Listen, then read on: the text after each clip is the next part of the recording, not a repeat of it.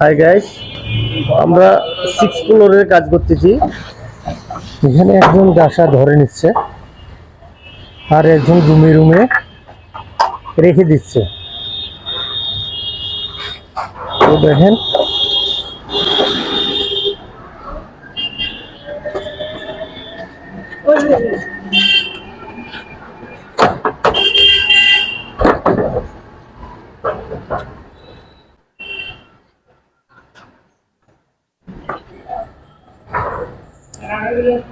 দেখেন দেখেন তারা কিভাবে ডাসা তুলতেছে।